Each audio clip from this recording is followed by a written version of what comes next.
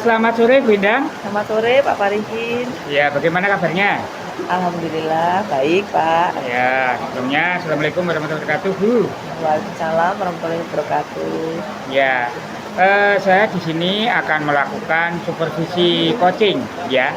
Nanti apa yang akan dipraktekkan oleh Bu Endang, nanti akan saya supervisi, kemudian akan saya sampaikan hasilnya di akhir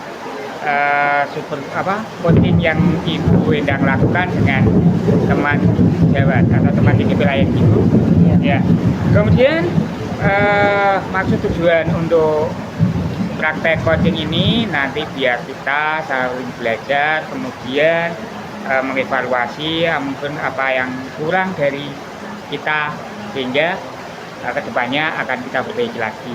Ya. Iya Pak. Kemudian kira-kira kompetensi apa yang akan Bu Endang inginkan dalam praktek coaching nanti Bu? Iya. Gini Pak Parikin, dalam praktek coaching ini saya akan mempraktekkan alur tirta. Ya. Ada beberapa kompetensi yang di dalamnya saya akan memaksimalkan kompetensi memberi pertanyaan yang berbobot. Oh, seperti itu Bu ya. Iya. Kemudian yang secara spesifik yang akan Bu Endang lakukan tadi adalah melaksanakan alutita dan pertanyaan yang berbobot gitu. Ya. Kemudian kira-kira apa yang akan dicapai dari tujuan coaching nanti Bu? Iya, tujuannya agar coach itu bisa menemukan solusinya sendiri dari masalah yang dihadapi, kemudian mampu menjadi merasa lega, lalu bisa menemukan kompetensinya itu di arahnya dia. Itu sendiri. Iya Bu, berarti intinya dalam melaksanakan kegiatan coaching nanti untuk menemukan solusi yang dihadapi atau permasalahannya. Iya. Terima kasih Bu Endang, mungkin itu dulu, nanti kita lanjutkan di belakang. Saya kira sudah. Terima kasih Bu Endang. Oke, sama-sama Pak Parikin. Selamat siang Bu Nurul. Selamat siang Bu Endang. Assalamualaikum Bu Nurul. Waalaikumsalam Bu Endang. Gimana kabarnya Bu? Baik Bu. Ya, mau ketemu ya Bu. Ya. Kemarin Bu Nurul pengen ngobrol katanya Ya, ini Bu. kita kan pas istirahat ya Iya. Bu. Jadi kita bisa ngobrol. Kira-kira agak kepo ini apa masalahnya Bu? Jadi gini Bu, saya itu punya permasalahan seperti ini.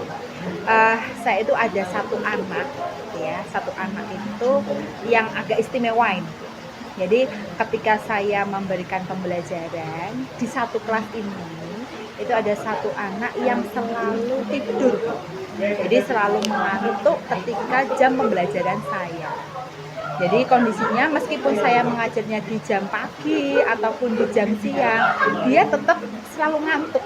Jadi ngantuk, kemudian tidur, bahkan pernah saya pergoi gitu ya. Pernah saya lihat itu ketika di jam siang, itu dia setelah istirahat, itu saya masuk, dia itu masih tidur.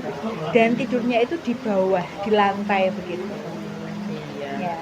Nah, menurut saya kalau anak yang seperti itu memang tidak terlalu mengganggu teman-teman, tetapi secara pembelajaran itu tidak terlalu kondusif karena saya menginginkan bahwa anak-anak itu semuanya bisa aktif dalam pembelajaran saya.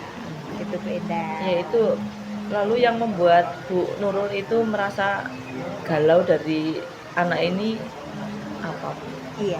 Jadi ini tidak hanya sekali dua kali Bu kejadiannya. Jadi setiap kali saya melakukan pembelajaran atau proses pembelajaran itu, anak itu tidak fokus.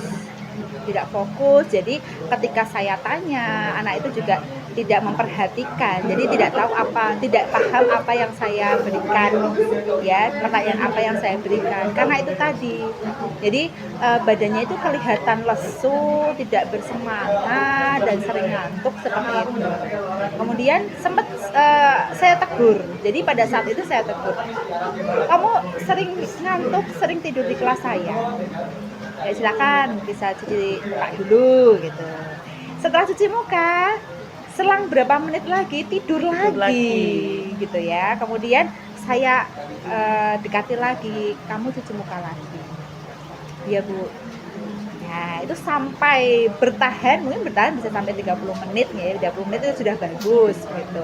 Jadi anak itu masih kondisinya tidak terlalu bersemangat dalam mengikuti pembelajaran saya. Kemudian saya tanya-tanya juga dengan Bapak Ibu guru yang lain yang juga mengajar di kelas itu, ternyata tidak hanya pada jam pembelajaran saya saja Bu, ketika anak itu tidur, ternyata di jam pembelajaran yang lain juga. Begitu kondisinya Bu. Gitu ya Bu. Terus kira-kira Bu, kalau menghadapi anak seperti itu, rencananya Bu Nurul itu bagaimana Bu? Oke, nanti tahapannya ya, menurut rencana saya itu yang pertama saya ingin memanggil anak itu secara pribadi. Jadi di jam kosong misalnya ataupun di jam istirahat, ada istirahat 30 menit itu nanti saya panggil begitu Bu, panggil kemudian nanti saya ajak ngobrol. Mengapa? Kenapa setiap kali ada pembelajaran saya kok dia itu sering ngantuk begitu. Kemudian saya nanti bertanya bagaimana kebiasaan dia di rumah, kemudian dia di rumah itu tidurnya jam berapa, kemudian bangun jam berapa, itu nanti akan saya tanyakan secara pribadi dulu Bu. Itu yang Lebih pertama tahu akan ya, saya Bu. lakukan. Iya. Eh, itu bagus ya Bu, sepertinya eh, ada harapan anak ini bisa lebih baik ya Bu. Kemudian komitmennya selanjutnya bagaimana Bu? Jadi nanti di tahap awal saya akan memberikan pendekatan secara individu. Kemudian selanjutnya nanti saya juga akan berencana untuk berkolaborasi dengan pihak dekan dan juga teman-teman yang lain, khususnya juga untuk wali kelasnya. Saya nanti akan bertanya kepada orang tuanya bagaimana kondisi dia di rumah, sehingga kami bisa mengkonfirmasi kondisi anak tersebut ketika di rumah seperti apa, sehingga nanti kenapa kok bisa mempengaruhi kegiatan belajar mengajarnya ketika di kelas begitu. Kemudian nanti komitmen saya ya nanti akan saya pantau terus anak itu ketika dalam jam pembelajaran saya ataupun di jam pembelajaran yang lain. Dan nanti juga saya akan tanya kepada Bapak Ibu guru yang lain bagaimana progresnya setelah saya rencanakan tadi aksi nyata yang tadi itu yang saya berikan tahapan-tahapannya seperti itu. Nanti bagaimana progresnya kami akan pantau terus anak itu. Begitu Bu Enda. Iya. Iya Bu, yang tadinya galau itu bisa Iya. ya Bu kalau ngobrol begini ya. Betul Bu Enda. Pada prinsipnya Bu Nurul sudah melakukan yang terbaik ya. Mudah-mudahan apa yang kita lakukan ini untuk anak-anak kita juga menjadi yang terbaik bagi mereka ya Bu. Iya, betul Bu. Iya. Baiklah, mudah-mudahan apa yang dilakukan Bu Nurul juga bisa memberikan menjadi inspirasi buat teman kita juga. Walaupun sekarang saya begini, siapa tahu nanti ketika saya menghadapinya saya juga bisa melakukan langkah-langkah seperti itu. Ya, terima kasih Bu Enda. Ya, sama-sama. Wassalamualaikum Bu. Waalaikumsalam. Selamat sore Bu Endang. Selamat sore Pak Palihin. Ya, terima kasih Bu Endang. Ini setelah melaksanakan coaching tadi, bagaimana perasaan Bu Endang setelah melakukan kegiatan tersebut? Ya, perasaannya lega Pak. Koci bisa menemukan solusinya sendiri ya, dan itu juga menjadi inspirasi saya sebagai coach yang tadinya apa ya kira-kira ya solusi apa yang akan dilakukan, tapi terus setelahnya ternyata solusinya juga baik, bisa jadi Oh ya, saya. berarti tadi Ibu melakukan memiliki kompetensi ya. Iya. Jadi kompetensi yang dituju sudah tercapai ya. Iya gitu kira-kira. Kemudian menilai demikian itu sangat puas tidak Ibu melakukan tersebut? Iya, kalau dari segi kepuasan itu masih ada hal yang perlu saya perbaiki Pak. Saya sepertinya belum memberikan banyak pertanyaan yang membuat Bu Nurul sebagai coach itu bisa menjelantrahkan masalahnya di awal itu dengan baik. Oh gitu. Jadi boleh saya menyampaikan beberapa hal hasil pengamatan saya Bu? Oke, monggo Pak, Ya, silakan. saya mengamati pada saat melakukan yang pertanyaan berbobot ya, seperti apa tadi yang dikatakan Bu Endang, itu masih ada beberapa yang kurang ya.